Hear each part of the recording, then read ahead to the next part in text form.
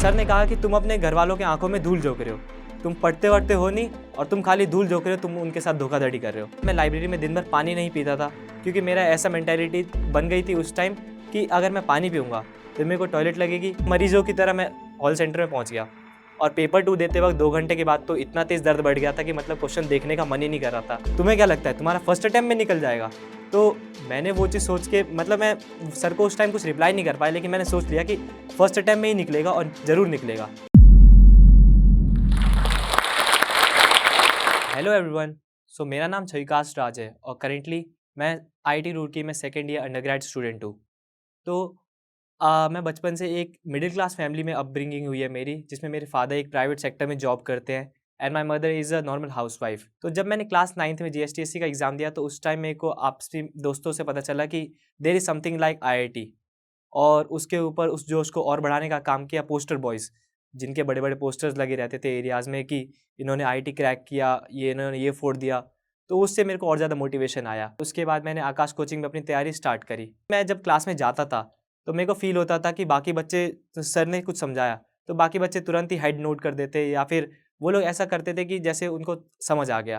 तो मेरे को लगता था कि सबको समझ आ रहा है, बस मेरे को ही समझ नहीं आ रहा।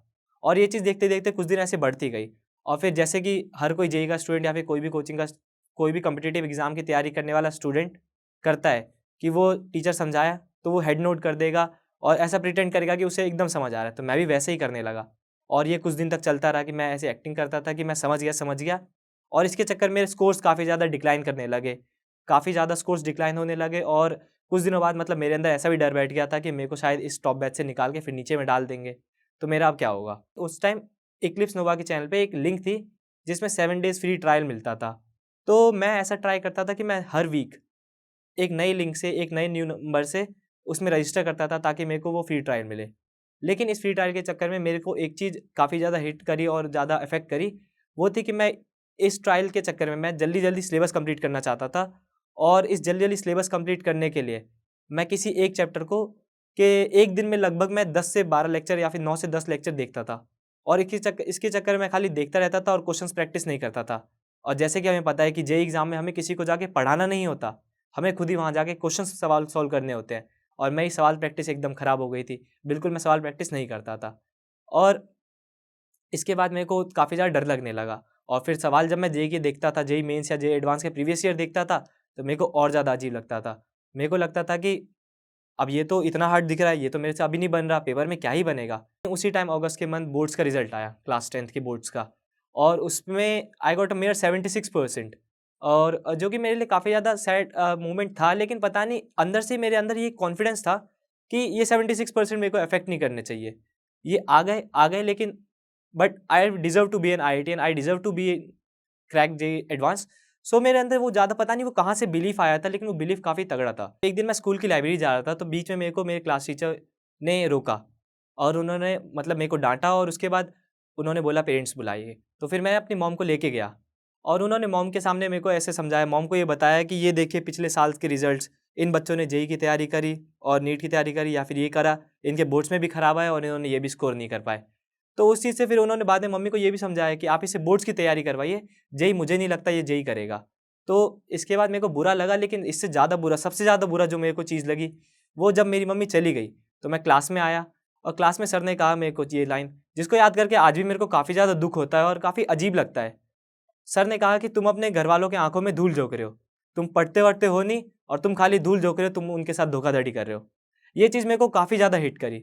मैं उस दिन भी रोया, मैं घर आके भी रोया और एज़ यूजुअल जो इंडियन पेरेंट्स करते हैं, उन्होंने मेरे को रोता देखा तो वो काफ़ी ज़्यादा गुस्सा हुए। उस दिन मेरे को ये बात काफ़ी ज़्यादा हिट हुई, तो मैंने सोचा कि अगर मैं कुछ नहीं तो मैं इनको तो करके दिखाऊंगा ही दिखाऊंगा कि मैंने ये क्रैक कर लिया और मैं खाली बोर्ड्स के लिए ही नहीं बना था। जब मैंने अपनी ये रिगरस तैयारी दोबारा से स्टार्ट करी तो इस बीच मेरे अंदर काफ़ी ज़्यादा आग थी और इस आग के चलते मैं लाइब्रेरी सुबह जाता और सीधा रात में आता। और इस बीच मैंने अपने खाने के शेड्यूलिंग भी दिन में बस एक बार कर दिया था, क्योंकि मेरे को लगता था कि अगर मैं खाना 3 बार ऐसे जाऊँगा घर तो आधे घंटे के इंटरवल होंगे। लेकिन इन बीच में मेरे को पूरे दिन के बीच में लगभग 2 आवर्स या फिर 1 एंड हाफ आवर्स का गैप निकालना पड़ता था, क्योंकि मेरे पास कुछ 9th और 10th के स्टूडेंट्स भी आते थे, तो मेरे को उनको भी कुछ टाइम देना पड़ता था। तो मैं उनके लिए 1 एंड हाफ आवर्स ऐसे अरेंज करता था और उसके बाद मैं लाइब्रेरी में दिन भर पानी नहीं पीता था, क्योंकि मेरा ऐसा मेंटालिटी बन गई थी उस टाइम कि अगर मैं पानी पीऊँगा तो मेरे को टॉयलेट लगेगी, और उसके बाद अगर मैं टॉयलेट गया तो मेरे कुछ दोस्त मिल जाएँगे जिनके साथ गपशप, टाइम वेस्ट। तो ये सब सोच के मैं पानी ही नहीं पीता था, और ऑनलाइन स्टडी की वजह से आँखों की पावर तो खराब होने ही लगी। इतनी खराब हो गई कि currently I am wearing a spectacles of -5 diopters. उसके बाद मैंने तैयारी और ज़्यादा रिग्रेस रखी और मैं तैयारी करता रहा। मैं सुबह उठ के जाता और मैं सीधा क्वेश्चंस प्रैक्टिस पे उतर जाता। मैं ऑर्गेनिक रिवाइज़ करता, मैं शॉर्ट नोट्स बनाता। शॉर्ट नोट्स काफ़ी ज़्यादा मेरे को फ़ायदेमंद लगे। मैं शॉर्ट नोट्स काफ़ी ज़्यादा बनाता और उसके बाद रिवाइज़ करता। मैं एचसी वर्मा को थोड़ा बहुत फ़ॉलो करता था, लेकिन मेरे को जो सबसे ज़्यादा इफ़ेक्टिव लगते थे वो थे पीवाईक्यूज़। क्योंकि मेरे को ऐसा फ़ील होता था कि मैं एचसी वर्मा करता था, तो कई बार ऐसा होता था मेरे से सवाल नहीं होते थे, तो वो मेरे को डिमोटिवेटेड फ़ील कराते थे। लेकिन मैं पीवाईक्यूज़ करता था तो मेरे को ऐसा लगता था कि मैं एक्चुअल कॉम्पिटिशन में ही बैठा हूँ। उसके बाद मैं टेस्ट को फॉर्मेट्स में देने के लिए मैं प्रीवियस ईयर पेपर को as a mock test format में देता था, जो कि मेरे को कई ऐप्स पे मिल जाते, जैसे एमबाइब पे मिल जाता था, अनअकैडमी पे ही मिल जाता था, और फ्री ऑफ कॉस्ट। तो ये मैं ऐसे ट्राई करता था अपनी स्टडी को ऐसे एनहांस करने के लिए। और जब रात का टाइम होता था तो मैं कोशिश करता था कि मैंने दिन भर में जो पढ़ा है उसको मैं अच्छे से एक बार गो थ्रू कर लूँ। और कई बार तो ऐसा भी हो, मेरे को याद है कि जब मैं सोया हूँ तो मेरे पापा मेरे को बताते हैं कि जब मैं सोता था तो मेरे को ऐसे मैं मुँह में बड़बड़ा रहा हूँ कि फैक्टोरियल ले लेंगे, इसका ये कर देंगे। तो ऐसा मेरे को 1-2 दिन ऐसे ख्वाब भी आते थे। जब मैं जेईई मेंस फर्स्ट अटेम्प्ट देने गया था, तो मतलब किस्मत ख़राब थी या फिर क्या बोलें, मतलब मेरा सेंटर काफ़ी ज़्यादा दूर पड़ गया था। मतलब लगभग 38 और 40 किलोमीटर्स था। तो सुबह-सुबह एकदम 5 बजे, ऊपर से मैं रात भर एंग्ज़ायटी थी कि फर्स्ट टाइम मैं इतना बड़ा एग्ज़ाम देने जा रहा था। तो सुबह-सुबह 4 बजे निकलना और उसके बाद पूरे रास्ते जाना, मतलब रास्ते में नींद भी आ रही थी, लेकिन एक्साइटमेंट भी थी और काफ़ी ज़्यादा एंग्ज़ायटी भी थी। अब पता नहीं मेरे को उस टाइम क्या जोश चढ़ा था, मैं पीवाईक्यूज़ भी उस टाइम ऑटो में बैठ के सॉल्व कर रहा था। फिर जब हम सेंटर पे पहुँचे, तो मैंने वहाँ भीड़ देखी। मेरी पेपर अटेम्प्टिंग स्ट्रैटेजी कुछ ऐसी थी कि मैं सबसे पहले केमिस्ट्री को अटेम्प्ट करता था। बिकॉज़ केमिस्ट्री काफ़ी ज़्यादा ईज़ी सब्जेक्ट था, और ऊपर से केमिस्ट्री में कुछ रटे-रटाई चीज़ें भी होती हैं। तो जिनकी वजह से अगर हम मतलब कि जल्दी-जल्दी करना चाहें, तो जल्दी-जल्दी हम काफ़ी जल्दी निपटा सकते हैं, काफ़ी सारा टाइम सेव कर सकते हैं। उसके बाद और मेरी मेंटालिटी भी ये थी कि मतलब मेरे को लगता था कि अगर मैं 10 मिनट भी लेट करूँगा, तो मैं वो केमिस्ट्री का फ़ॉर्मूला भूल जाऊँगा। तो इसलिए मैं सबसे पहले केमिस्ट्री अटेम्प्ट करता था, देन फिज़िक्स। जबकि मेरे को फिज़िक्स में काफ़ी कम कॉन्फिडेंस था एज़ कम्पेयर टू बाकी सब्जेक्ट, फिर भी मैं फिज़िक्स सेकंड पे अटेम्प्ट करता था। और जैसा कि मेरे को हर टीचर बोलते थे, या फिर मेरे को काफ़ी लोग बोलते थे कि मैथ्स हमेशा धोखा देगा, और वो हमेशा होता ही था। तो इसलिए मैं मैथ्स को हमेशा लास्ट में अटेम्प्ट करता था और सबसे ज़्यादा टाइम बचा के रखता था। और पेपर अटेम्प्टिंग स्ट्रेटजी में मेरे को एक और ये चीज़ मैं फ़ॉलो करता था कि अगर मेरे लगातार 4-5 सवाल ऐसे हैं जो कि मेरे से नहीं बन रहे, तो मेरे शर्मा सर हैं कोचिंग में, उन्होंने मेरे को सजेस्ट किया था कि 10 सेकंड आइज़ क्लोज़ करना है, और 10 सेकंड में कुछ नहीं होता, लिटरली कुछ नहीं होता। 10 सेकंड हमें आइज़ क्लोज़ करनी है और रिलैक्स करना है, पूरी तरह से रिलैक्स करना है। उसके बाद दोबारा स्टार्ट करना है, पक्का सवाल बनेंगे। तो मैं ये चीज़ फ़ॉलो करता था। मेंस फर्स्ट अटेम्प्ट मैंने दिया और मेंस फर्स्ट अटेम्प्ट अच्छा खासा गया अकॉर्डिंग टू मी।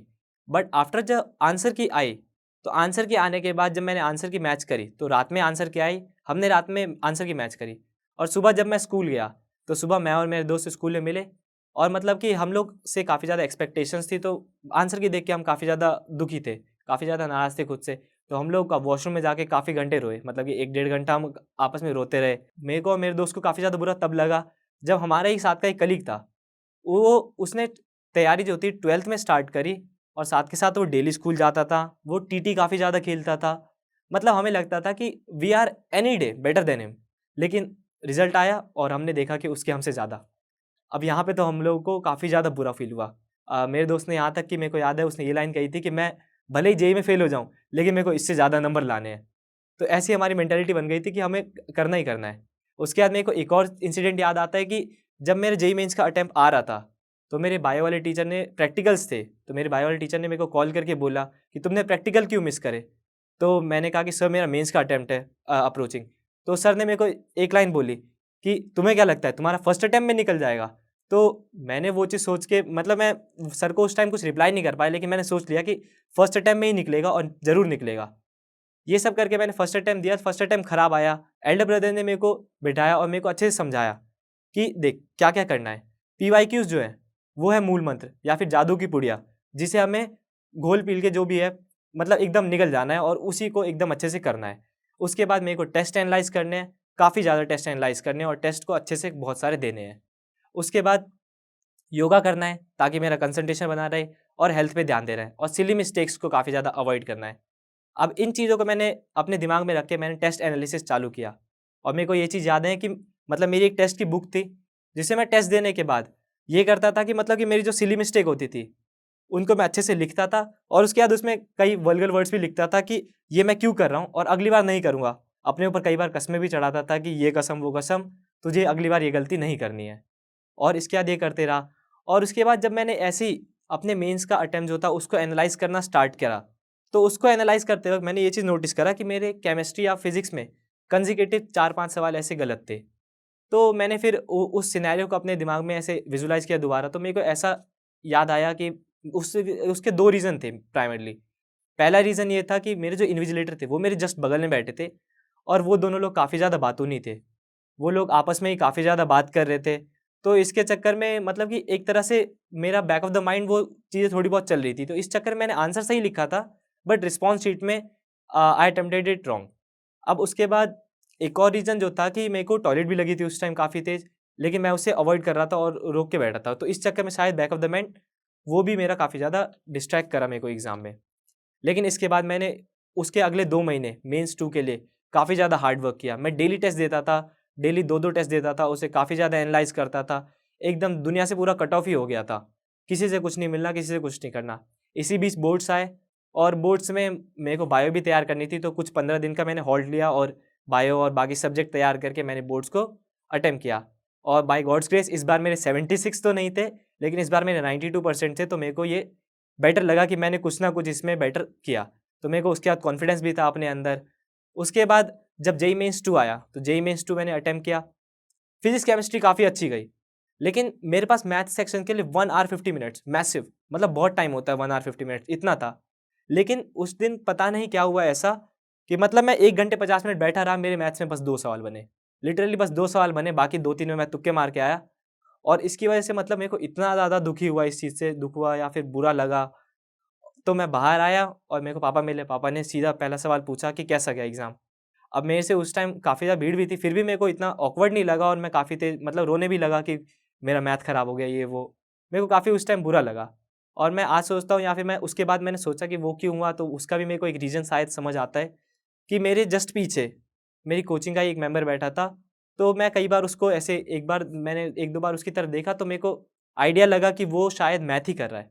तो मैं उसके बारे में सोचा था कि वो इतनी देर से मैथ कर रहा है, मैंने क्यों नहीं किया? फिर वो चीज़ चलते-चलते शायद मेरा मैथ सेक्शन में काफ़ी ज़्यादा वीक हो गया। लेकिन ये था कि वो वाला पेपर हार्डेस्ट पेपर था, तो उसमें मेरी मार्क्स थोड़ा स्कोर कम आने पे भी अच्छी खासी परसेंटाइल बन गई। एंड आफ्टर दैट मैंने जेईई एडवांस की तैयारी स्टार्ट करी, और जेईई एडवांस की तैयारी में मेरा प्राइमरी फ़ोकस एक ही चीज़ बन गया था, वो था कि पीवाईक्यूज़ करने हैं, पीवाईक्यूज़ करने हैं। यहाँ तक कि मैंने एक पीवाईक्यू को लगभग बेयर मिनिमम 3 बार तो पक्का किया है। मतलब कि मैंने 2003 या फिर 2001 से लेके पीवाईक्यूज़ को करते गया और हर पीवाईक्यूज़ को ध्यान दिया। और मतलब इतनी ज़्यादा मेरे अंदर कमांड आ गई थी या फिर बिलीफ आ गया था कि मैंने पेपर करने से पहले, एडवांस देने से पहले मैंने ये प्रिडिक्ट कर लिया था कि डॉपलर के सवाल आएँगे 1 या 2, एरर के सवाल आएँगे, यूडी के आएँगे।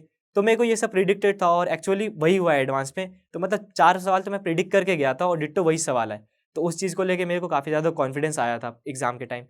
लेकिन जब एडवांस से 1 रात पहले, लास्ट नाइट ऑफ एडवांस, अचानक से पता नहीं एंग्जायटी हिट हुई, और मतलब कि लगा कि अब तो नहीं होगा। मैंने एडवांस का एग्ज़ाम दिया, और स्टार्टिंग में पेपर 1 स्टार्ट हुआ, तो पेपर 1 में वेंडर वॉल्स के सवाल थे, तो वो सब दिखे और कुछ-कुछ होने लगे तो अच्छा लगने लगा। और मैंने एक और स्ट्रैटेजी अपनाई थी कि मतलब मैं जैसे मेरा एक सवाल हुआ, तो मैं अपने माइंड में, मैं म्यूज़िक का काफ़ी बड़ा फ़ैन हूँ, तो मैं अपने माइंड में 1 या 2 लाइन कुछ गाने की गा लेता, और उसके बाद मैं दोबारा क्वेश्चन करता। पेपर 1 काफ़ी बढ़िया गया। जब मैं पेपर 1 के बाद बाहर आया, तो मेरा सर काफ़ी ज़्यादा दर्द कर रहा था। तो फिर इन सब के बाद पापा और भैया ने मेरी मालिश-वालिश करी, चंपी-वंपी करी, और उसके बाद जब मैं पेपर 2 में एंटर कर रहा था, तो मेरी आँख बिल्कुल खुल ही नहीं रही थी। तो मैंने लगभग 1 सेंटीमीटर या 2 सेंटीमीटर की विक्स की एक लेयर लगाई पूरी आँख पे, जिसकी वजह से दर्द थोड़ा कम रहे। लगभग 10-12 ड्रॉप दोनों आँखों में आई ड्रॉप्स डाली, और उसके बाद मैं एकदम मरीज़ों की तरह मैं हॉल सेंटर में पहुँच गया। और पेपर 2 देते वक़्त 2 घंटे के बाद तो इतना तेज़ दर्द बढ़ गया था कि मतलब क्वेश्चन देखने का मन ही नहीं कर रहा था। मतलब मैं एक आँख से ही मैंने पूरा पेपर 2 अटेम्प्ट किया। मैं खेल के रिटर्न में आ रहा था, और मेरे भाई ने मेरे को कॉल किया कि गोविंद ये रिज़ल्ट आया है। तो मैं उससे काफ़ी ज़्यादा खुश था, और उसके बाद मैं घर आया, तो मैंने देखा भैया आया हुआ था, वही सेलिब्रेशंस, मिठाई और ये सब था। उसके बाद काफ़ी ज़्यादा अच्छा लगा कि घर में सब काफ़ी ज़्यादा खुश थे, और पेरेंट्स की खुशी में तो सबकी खुशी होती है, तो पेरेंट्स को खुश देख के काफ़ी ज़्यादा अच्छा लगा। उसके बाद जिस दिन काउंसलिंग हुई और आईआईटी रुड़की मिला, वो तो सबसे बेस्ट डे था ही। जब मैं स्टार्टिंग में आईआईटी गया तो वहाँ पे काफ़ी सारे मतलब इतने तरह different different kinds of people को देख के मैं काफ़ी ज़्यादा इम्प्रेस हुआ। मतलब ऐसा हमारे माइंड के अंदर मेंटालिटी बन जाती है कि वहाँ गए हैं तो बच्चे पढ़ते ही होंगे, लेकिन वहाँ जाके पूरा ही वो मतलब 15 दिन के अंदर वो पूरा ही मेंटालिटी चेंज हो गई। बिकॉज़ वहाँ पे पढ़ने वाले सब थे, लेकिन सब पे कुछ ना कुछ एक बढ़िया स्किल थी। अ, सब पे कुछ ना कुछ, कोई म्यूज़िक में अच्छा, कोई डांस में अच्छा, कोई किसी और चीज़ में अच्छा, कोई स्पोर्ट्स में अच्छा। ऐसे ही तो मेरे को भी एक स्किल डेवलप करने का मन किया, तो मैं थोड़ा स्टार्टिंग से ही थोड़ा रैप टाइप शिफ्ट हूँ, तो मैंने भी वो चीज़ अभी स्टार्ट करी है, तो मैं भी वो भी कंटिन्यू करता हूँ। और उसके बाद बाकी करियर स्कोप्स में देख के, जैसे आईआईटी रुड़की है, तो आईआईटी रुड़की में कोडिंग कल्चर काफ़ी ज़्यादा हिट है। तो इस चक्कर में सबको कोडिंग करते हुए देख के मेरे को भी इंटरेस्ट जगा, but after some times I thought कि कोई अदर चीज़ भी एक्सप्लोर करनी चाहिए, तो right now I am pursuing finance sector की तरफ मैं थोड़ा शिफ्ट हो गया हूँ। तो फिनलेटिक्स और फाइनेंशियल मॉडलिंग, स्टॉक एनालिसिस, इन सब में काफ़ी ज़्यादा मैं शिफ्ट हो गया हूँ, तो इन सब चीज़ों पे अभी मैं नॉलेज गेन करता रहता हूँ और मैं ट्राई करता हूँ कि वहाँ पे मैं हर किसी से कुछ ना कुछ सीखूँ। और आईआईटी में आने का सबसे ज़्यादा बेटर जो फ़ायदा है, वो ये चीज़ है कि वो जो पीयर ग्रुप मिलता है और वो जो हमें प्लेटफ़ॉर्म मिलता है, जहाँ पे हमें अपॉर्च्युनिटीज़ इतनी सारी मिलती है, तो वो अपॉर्च्युनिटीज़ और पीयर ग्रुप जो है वो सबसे बेस्ट होता है। वही किसी बंदे को बेस्ट बनाता है एक आईआईटी में as compare to other colleges. At last I thank Josh Talks, जिन्होंने मेरे को ये अपॉर्च्युनिटी दी कि मैं अपनी स्टोरी शेयर कर सकूँ, और ये नहीं किसी अपनी स्टोरी शेयर कर सकूँ, बस अपनी स्टोरी से किसी बच्चों को अगर अगर 1 या 2 बच्चे या फिर कोई भी बच्चा अगर मेरी स्टोरी से मोटिवेट होके वो आगे सक्सेस ले सके, तो उस चीज़ में काफ़ी ज़्यादा अच्छा होगा। जाते-जाते मेरी तरफ से 4 टिप्स जो कि जेईई स्टूडेंट या फिर नीट स्टूडेंट या फिर किसी भी कॉम्पिटिटिव स्टार्ट एग्ज़ाम के स्टूडेंट को काफ़ी ज़्यादा अफ़ेक्ट करेगी। वो ये है कि पीवाईक्यूज़ पे सबसे ज़्यादा फ़ोकस करना है, क्योंकि जो काउंसिल जो पेपर बनाती है, उनका भी यही फ़ोकस होता है कि इन टॉपिक से ही सवाल देना है बार-बार, तो वो उन्हीं टॉपिक्स को घुमा-फिरा के सवाल पूछते हैं। तो हमें पीवाईक्यूज़ पे काफ़ी फ़ोकस करना है। और एक और चीज़ कि सिली मिस्टेक्स को हमें काफ़ी ज़्यादा अवॉइड करना है। ह्यूमन टेंडेंसी होती है कि अगर हम एक मिस्टेक जो करते हैं, वही हम अगली 10 बार भी करते हैं। ये चीज़ मैंने अपने साथ भी नोटिस करी थी। तो हमें सिली मिस्टेक्स को लिखना है, कैसे भी करके उसे अवॉइड करना है, पूरा हटाना है। और उसके बाद एक और चीज़, ये डायलॉग सबने सुना होगा कि work done in any direction is never equal to positive work. जैसे अगर आप 90 डिग्री पे वर्क लगा दिया, तो 90 डिग्री पे अगर वर्क हो रहा है, तो क्या होगा? Work done 0। तो वैसे ही अगर हम किसी भी डायरेक्शन में एफर्ट्स डाले जा रहे हैं, तो वो ज़रूरी नहीं है कि हमें सक्सेस देगा। जैसे कि आपने बच्चों को सुना भी होगा कि 18 घंटे पढ़ते हैं, 17 घंटे पढ़ते हैं, 16 घंटे पढ़ते हैं, लेकिन टॉपर्स को सुना होगा कि 7 घंटे पढ़ते हैं, 8 घंटे पढ़ते हैं। तो हमें इफेक्टिव स्टडी करनी चाहिए, क्योंकि इफेक्टिव स्टडी जो है वही हमें एंड रिजल्ट्स बेटर देती है। हेलो एस्पिरेंट्स, हम में से बहुतों का सपना है आईआईटीज और एनआईटीज जैसे देश के टॉप इंजीनियरिंग कॉलेजेस से इंजीनियरिंग करने का, लेकिन ये जर्नी बहुत मुश्किल है।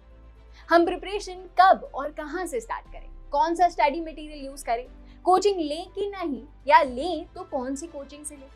हमारे मन में बहुत क्वेश्चंस हैं, लेकिन हमारे पास शायद गाइडेंस पाने का सही जरिया नहीं है।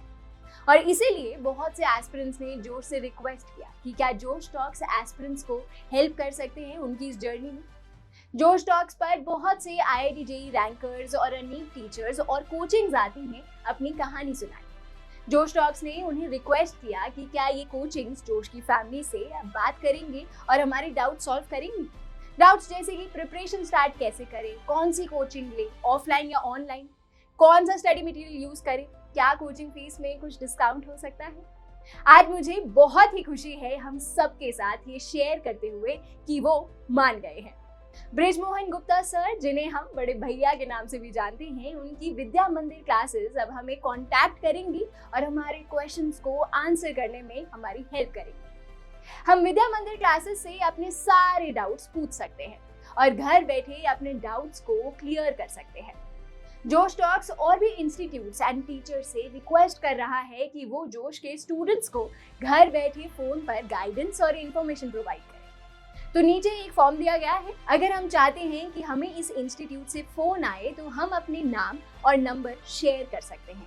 आपको जब फोन आए तो ये मेंशन करना मत भूलना कि आप जोश फैमिली के पार्ट हैं, ताकि आपको फीस पर एक्स्ट्रा डिस्काउंट मिल पाए। Best of luck to all the aspirants. जोश हमेशा हमारे साथ खड़ा है। जय हिंद।